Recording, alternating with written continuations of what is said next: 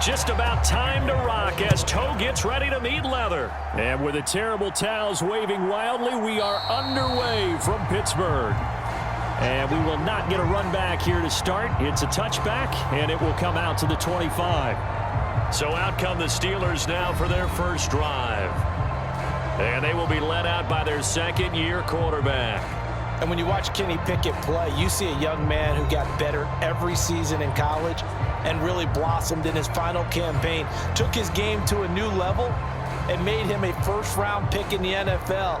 He's the type of kid who can beat you with his mind, beat you with his arm, and occasionally with his legs. A tough, skilled performer. Kenny Pickett, he's got some moxie to him.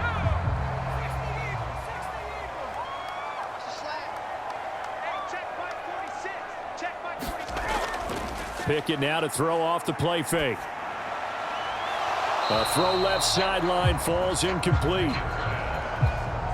Well, he certainly thought he had an open look beyond the first down marker to his receiver, but they just couldn't connect, and that will send them back to the drawing board.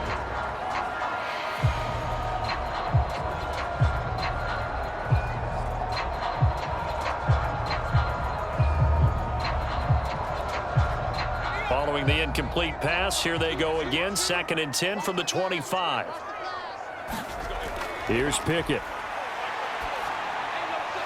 That's caught. Allen Robinson. And they're able to get this one across the 35. 12 yards that time at a Pittsburgh first. To win any route, you've got to break down the defender, and that's exactly what happened here on this really nicely executed curl route. Line of scrimmage, the 37 on 1st and 10.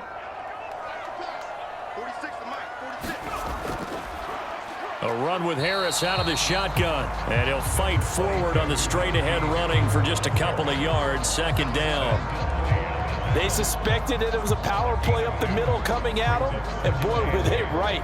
That defense got downhill in a hurry and limited them to just a couple on 1st down. Here's a 2nd and 8.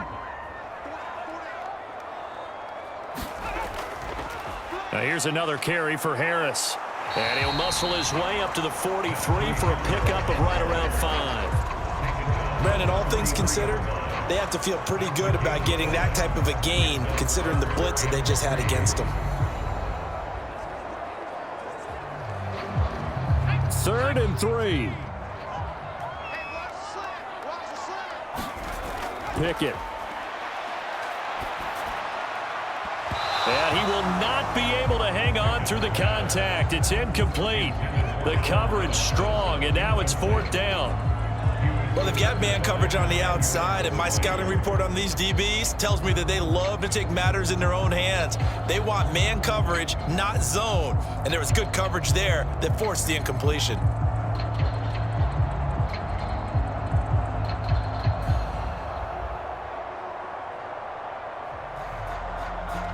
So on 4th down, the Steelers going to bring in Braden Mann to punt. Back deep, Khalif Raymond.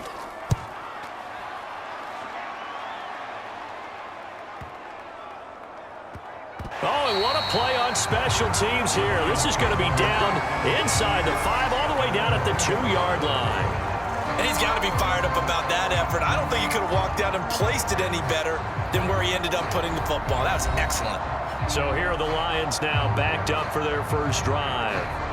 They'll be led out by the first overall selection of the 2016 draft. From Cal, it's Jared Goff. So this is what we find out about the game plan and the trust factor, don't we? In this situation, the natural thing is take care of the ball, run it inside, everyone cover it. Just, get yourself some room and let your punter punt it out of there.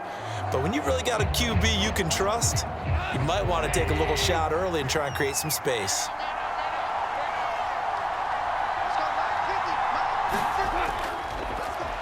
They'll start on the ground with Montgomery. And not a whole lot of room to operate there on the first down run. He gets maybe 3. And while they hope to continue this drive, it's really already mission accomplished. They've given enough space now that if they have to punt the ball, they've done so with that first run. 2nd and 7.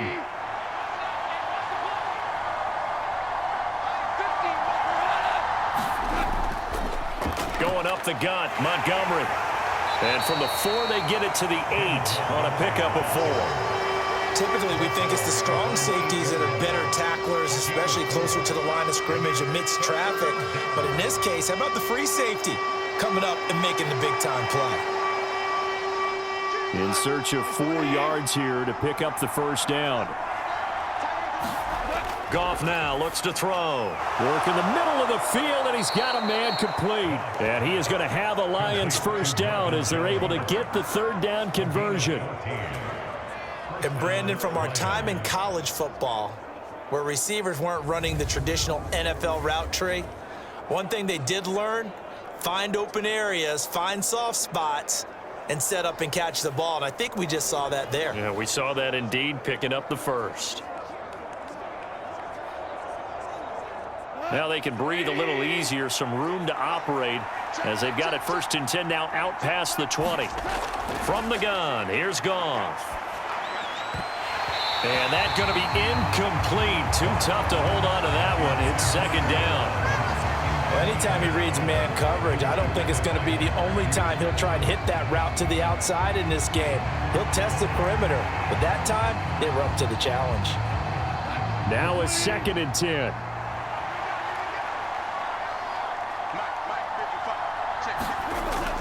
Off play action. Here's Goff. Looking downfield for Jones. A fight for the football, and it's intercepted. Levi Wallace with a pick. And the Steelers force the turnover. They'll take over at their own 27.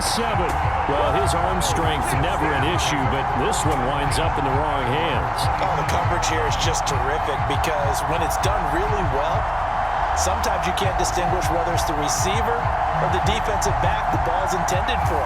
He actually ran with him in perfect motion and able to make a big-time play. So Pittsburgh retakes the field for their 2nd offensive possession. Over on the sideline, hoping to hit that reset button between possessions. Last time out, they had to punt it away. This time, hoping to finish this thing off in the end zone.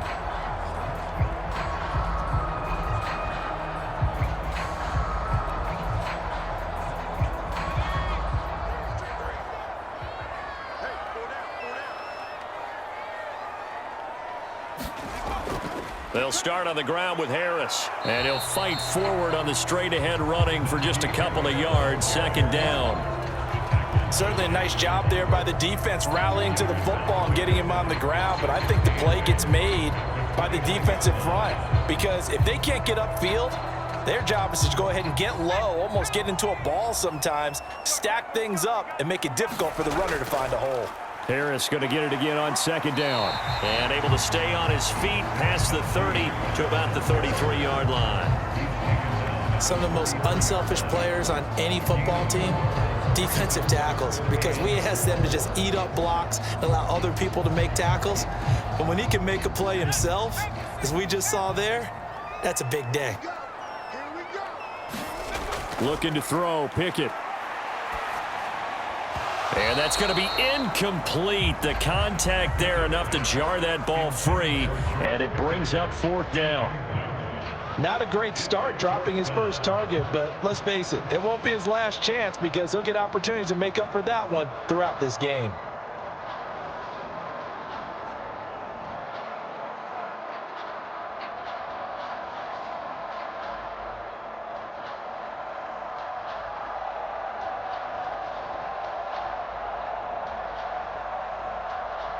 On 4th down, punt coming from Braden Mann.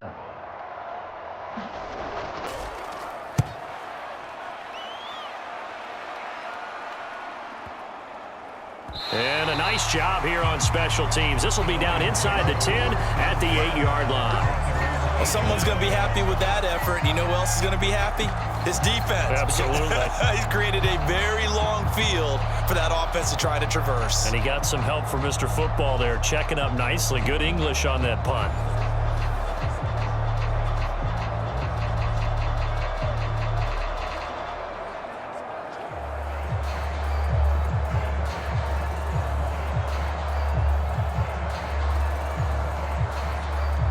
Three tight ends in the ball game here on 1st and 10.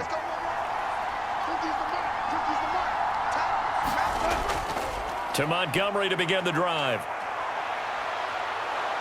And some room for him there as he'll take this up to about the 15. A solid run on first down, gain of 7, leaves him with a 2nd and 3. If these kinds of lanes are available, you have to feel like he's going to have a pretty big game on the ground. Yeah, you can tell early on he's got a little burst in his step, and that's a big pickup right there on first down.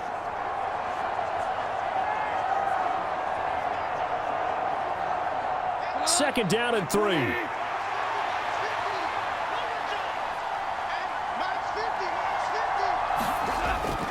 Play action. It's gone. Throwing middle, and it's complete. And way up past the 35 before he's taken down. Good work after the catch. Going to net him 23 and a first. And I feel a little bit like a traitor as a former defender because that big man did not want to go down and refused to go down. If you're a defender and you don't get the right angle on a big tight end like him, he can run right through you like you're not even there, and he did a lot of that on that play. So here's a 1st and 10 at the 38.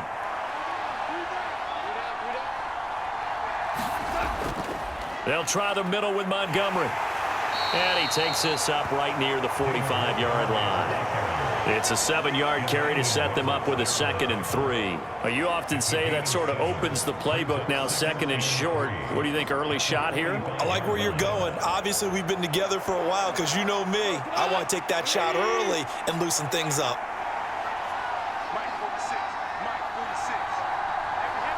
St. Brown motioning left. He'll get it here on the jet sweep. And this will wind up a Lions first down as the tackle made at about the 43-yard line. I think the reason that this play is so successful is not just the blocking at the point of attack, but how about the speed at which he takes the handoff? He's in motion already, so he's not coming from a flat start like a running back often is. He's at a full run by the time he gets the football.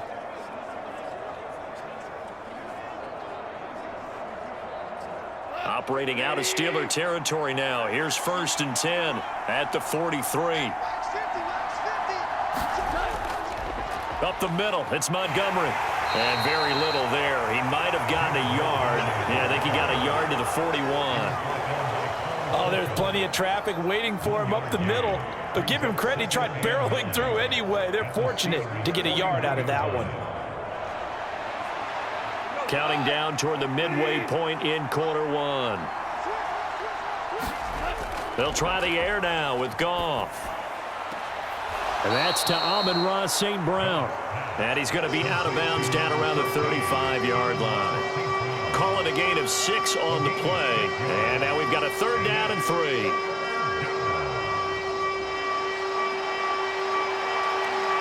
Coming up here looking for 3 yards to pick up the first.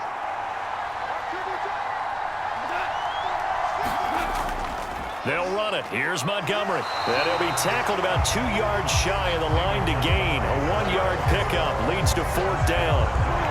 Now that was a big-time play by the defense. They as well knew where the first down line was, and they didn't let them get anywhere near it.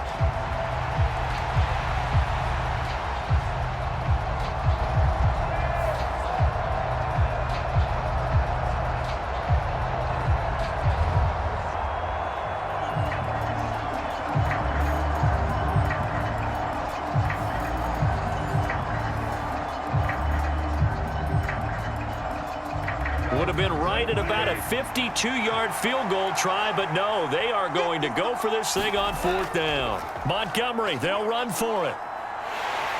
And he's not going to get the first. I don't even think he made it back to the line of scrimmage.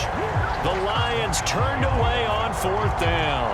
And this Steeler defense able to come up with a stop. So he needed the short yardage, Charles. He elected to try to bounce it outside of the outer third, unsuccessful. Sometimes those plays are stacked up by the defense and there's nowhere to go, so you have to bounce it outside. And some backs just get impatient. They want to go to where they think there's more open territory instead of going where the play was actually blocked. In any case,